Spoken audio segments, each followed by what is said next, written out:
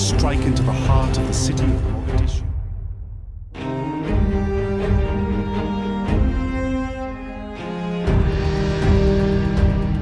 ስማንጂ አሁን የምነግረ ነገር ተራውራ አይደለም። ዓለም ዛሬ ባንዲት ክብሪት ልትፈነዳ በምትችል የባሩድ ማሰሮ ላይ ተቀምጣለች። ዛሬ በመካከለኛው ምስራቅ ሰማይ ላይ የጥቁር መነጽር ያጠለቁ ንስሮች እያንዣበቡ ነው። በታሪክ እጅግ ገዳይና ድንገተኛ ጥቃቶችን በመሰንዘር እንዲሁም ስክሪሚንግ ኤግልስ በሚል ቅጽል ስም የሚታወቀው የአሜሪካው 101ኛ አየር ወለድ ክፍለ ጦር ወደ ኢራን ድንበር እጅግ ተቃርቧል። ይህ ጦር በሰሜን ኢራቅ በኢራን ድንበር ላይ በምትገኘው ኤርቢል ከተማ መድረሱ ሲሰማ በቴህራን ቤተ መንግሥት ታላቅ ድንጋጤ ነክሷል። ይህ ጦር ዝም ብሎ አይንቀሳቀስም። ይህ ጦር ከመጣ አንድ ነገር ሊወድም ነው ማለት ነው። አሜሪካ ለምን አሁን ወሰነች? ይህ የኩርዲስታን ክልላዊ መንግሥትና ዋሽንግተን ያሴሩት ድብቅ ሴራ ይሆን ወይንስ ደግሞ በቬንዙዌላ ማዱሮ ላይ የተወሰደው አይነት እርምጃ በኢራን ላይ ለመድገም የተሳለ ሰይፍ? አሜሪካ የኢራንን ድንበር ያንኳኳችው በምን ምክንያት ነው?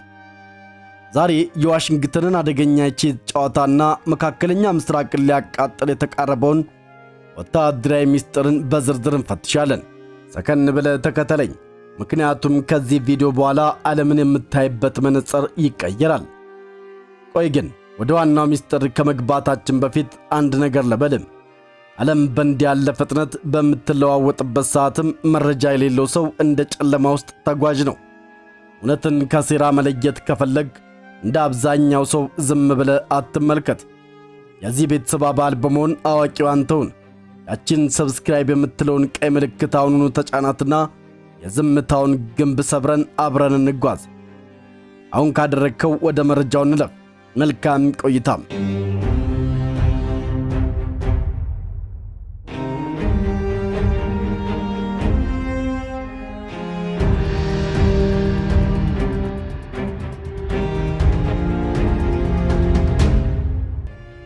በታሪክ እጅግ ገዳይና ድንገተኛ ጥቃቶችን በመሰንዘር እንዲሁም ስክሪሚንግ ኤግልስ በሚል ቅጽል ስም የሚታወቀው የአሜሪካው 101ኛ አየር ወለድ ክፍለ ጦር በኢራን ድንበር እጅግ ተቃርቧል። ይህ ጦር በሰሜን ኢራቅ በኢራን ድንበር ላይ በምትገኘው ኤርቢል ከተማ መድረሱ ሲሰማም በቴህራን ቤተ መንግሥት ውስጥም ታላቅ ድንጋጤም ነግሷል። የ101ኛው አየር ወለድ ክፍለ ጦር መምጣት ተራ ወታደራዊ ለውጥ አይደለም። ይህ ጦር በአየር ላይ ተንሳፈው ጠላት ባልጠበቀው ሰዓት ደጃፉ ላይ የመቆም ልዩ ችሎታ አለው። አሜሪካ ከኩርዲስታን ክልላዊ መንግሥት ጋር ሚስጥራዊ ስምምነት ካደረገች በኋላ ይህንን ጦር ወደ ኤርቢል ማስጠጋቷ ኢራን የተላከ ግልጽ የሞት ደብዳቤ ነውም ተብሏል። ተንታኞች እንደሚሉት አሜሪካ በቬንዙዌላ ማዱሮ ላይ ያደረገችው ድፍረት የተሞላበት እርምጃ መነሻ እንጂ መጨረሻ አይደለም። ትራምፕ የሚሳኤል ምርትን እያፋጠኑ በቴህራን ላይ ያለውን ጫና እያበረቱ ነው። ኢራን አሁን ከሁለት አቅጣጫም ተወጥራለች። በውስጥ የሕዝብ ዓመፅ፣ በውጭ ደግሞ በታሪክ እጅግ ኃያሉ የአሜሪካ ክፍለ ጦር ደጃፏ ላይ ቆሟል።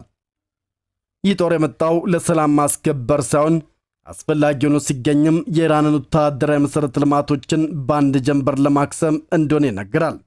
ይህ ክፍለ ጦር የአሜሪካ ጦር ተራ ወታደራዊ ክፍል አይደለም። ይልቁንም የዋሽንግተን የመጨረሻው የቁርጥ ቀን ሰይፍ ነው። በቅጽል ስሙ ስክሪሚንግ ኤግልስ ጨዋታም ንስሮች ተብሎ የሚጠራው ይህ ስብስብ በትከሻው ላይ አፉን የከፈተ ነጭ ንስር ምስልን ይለብሳል። ይህ ምልክት ደግሞ ለጠላቶቻቸው ሞት ከሰማይ መጣባቸው የሚል አስፈሪ ትርጉምም አለው። ወደ 1000 የሚጠጋ ልዩ ኃይል ያቀፈው ይህ ብርጌድም በመቶዎች የሚቆጠሩ ብላክ ሃውክና አፓች ሄሊኮፕተሮችን ለተልዕኮ ይጠቀማል። ታዲያ ድንገተኛ የአየር ላይ ወረራ፣ ቁልፍ ሰዎችን ማደንና የጠላት ግንባርን ሰብሮ መግባት ዋና ተግባሩ ነው። የዚህ ጦር ዋና መለያው የአየር ላይ ጥቃት የተሰኘው ልዩ ብቃቱ ነው። አብዛኛው የጦር ክፍል በመሬት ላይ በታንክና በታጠቁ መኪኖች ሲንቀሳቀስ፣ 101ኛው ግን በሺዎች የሚቆጠሩ ወታደሮችን በሄሊኮፕተር በማንጠልጠል ጠላት ባልጠበቀው ሰዓትና ቦታም ከጠላት የኋላ መስመር ላይ እንደ መብረቅ የመውረድ አቅም አለው። በዓለም ላይ በብዛት ሄሊኮፕተሮችን የታጠቀ ክፍለ ጦር በመሆኑም ፍጥነቱና ድንገተኛ ጥቃቱ አቻ አይገኝለትም። የክፍለ ጦሩ ታሪክ ወደ ኋላ እስከ ሁለተኛው የዓለም ጦርነት ይመለሳል። በታዋቂው የዲዴይ ኦፕሬሽን ወቅትም በፈረንሳይ ምድር በፓራሹት በመውረድ የናዚን ጦር አከርካሪ የሰበሩት እነዚህ ንስሮች ነበሩ። በታዋቂው የቴሌቪዥን ድራማ ባንድ ኦፍ ብራዘርስ ላይ የምናየው የዚህን ጦር ገድል ነው። ከዚያም በኋላ በቪየትናም በኢራቅ ወረራና በአፍጋኒስታን ግንባር ቀደም ተሳላፊ በመሆንም አሜሪካ ከባድ የምትላቸውን ተልእኮች ሁሉ ሲወጡ ቆይተዋል። አሁን ደግሞ ይህ ጦር ወደ ኢራን ድንበር ወደ ኤርቢል ተሻግሯል። ተንታኞች እንደሚሉት ከሆነ 101ኛው ክፍለ ጦር ወደ አንድ ቀጠና ተላከ ማለት አሜሪካ ሰላምታ ለመለዋወጥ ሳይሆን ቁልፍ የሆኑ የጠላት መሪዎችን ለማደን ወይንም ደግሞ የጠላትን የሚሳኤል ማዕከላትን በድንገተኛ ወረራ ለማውደም ቆርጣ ተነስታለች ማለት ነው። በአጭሩ 101ኛው የአየር ወለድ ክፍለ ጦር የአሜሪካ ጦር አዳኝ ክንፍ ነው። መቀመጫውን ኬንታኪ ግዛት በሚገኘው ፎርት ካምቤል ቢያደርግም ዛሬ ግን በኢራቅ ሰማይ ላይ እያንዣበበ የቴህራንን መሪዎች እንቅልፍ እየነሳ ይገኛል። እስኪ አብረን እናስብ። አሜሪካ በቬንዙዌላ ያደረገችውን አይነት ድንገተኛ እርምጃን በኢራን ላይ ብትደግመው ዓለም ሰላም ትሆናለች ወይንስ ደግሞ ወደ ሶስተኛው የዓለም ጦርነት እንገባለን? ወይንስ ኢራን ቀድሞውኑ እንመታለን ያለችውን ዛቻ ተግባራዊ ታደርገዋለች? አንተ ብትሆን በዚህ ፍጥጫ ውስጥም ለማን ትወግናለህ? አቀኛ ግምትን እስከነ ምክንያት ኮመንት ላይ ጻፍልኝ፣ ሁሉንም አነባዋለሁ። ክቡራትና ክቡራን፣ የአሜሪካው ዝነኛ ጦር 101ኛው አየር ወለድ ክፍለ ጦር ወይንም ደግሞ በቅጽል ስሙ ስክሬሚንግ ኤግልስ ጮታም ንስሮች ወደ ቀድሞ መጫወቻው ሜዳው ወደ ሰሜን ኢራቅ በይፋ ተመልሰዋል። እነዚህ ንስሮች ከ2003 ወረራ ጀምሮ በኢራቅ ምድር ኳስ ሲያሳድዱ የቆዩ ቢሆንም አሁን ግን ኤርቢል ላይ ብቅ ማለታቸው የብዙዎችን ቅንድብ ወደ ላይ ሰቅለዋል። ነገሩ እንዲህ ነው። ለዓመታት ባይን አልአሳድ የጦር ሰፈር ቡናቸውን ሲጠጡ የቆዩት እነዚህ ወታደሮች አሁን ወደ አልሐረር የጦር ሰፈር ተዛውረዋል። ይሁን እንጂም በኤርቢል መታየታቸው የኢራቅን የፖለቲካ ተንታኞች ምን አስበው ይሆን በሚል ስጋት ውስጥም ጥሏቸዋል። በተለይ ሰሞኑን አሜሪካ በቬንዙዌላ መሬት ላይ ገብታ ፕሬዝዳንት ኒኮላስ ማዱሮን እጅና እግራቸውን አስረው ይዘው መሄዳቸውን ያዩት የኢራቅ ተንታኞች ቀጣዩ ተራ የማን ይሆን ብለው መጠራጠር ጀምረዋል። ኢራቅ የፖለቲካ ተንታኞች አሰር አልሻራም ኢራን መገናኛ ብዙሃን በሰጠው ቃለ መጠይቅም ይህ ንስሮቹ በኤርቢል መታየት የምስራች አይደለም፣ አደገኛ ምልክት ነው ሲልም አስጠንቅቋል። አልሻራ እንደሚለው የባግዳድ መንግስት ዝም አትበሉ እያለ ሲሆን የኩርዲስታን ክልላዊ መንግስትም ምን አይነት ሚስጥር ከዋሽንግተን ጋር ቋጠራችሁ በሚልም ጥያቄ የተወጠረ ነው። እንደውም አልሻራ አክሎ ሲናገር እነዚህ 101ኛው ክፍለ ጦሮች ጦራቸው ልክ እንደ አሜሪካው ዴልታ ፎርስ ነው። በቬንዙዌላ ዋና ከተማ ካራካስ ገብተው ሰውን ጥርቅም አድርገው ይዘው እንደወጡት አይነት ልዩ ስልጠና አላቸውም ብለዋል። እነዚህ ወንዶች እኮ በ2003 በባግዳድ ሲገቡም ስራቸውን ሰውን ማደንና ማሰር ነበር ሲልም የቀድሞ ታሪካቸውን አስታውሷቸዋል። በቅርብ ወራት ደግሞ የእነዚህ ክፍለ ጦር ባለስልጣናት በኩርዲስታን ከፍተኛ መሪዎች ጋር በተደጋጋሚ ምሳ እየበሉ መታየታቸው ነገሩን ይበልጥ አጓጊ ያደርጉታል። ተንታኞች እንደሚሉት ይህ ጦር ዝም ብሎ መንገድ ለመጠበቅ ወይም ሰላምታ ለመለዋወጥ የመጣ አይደለም።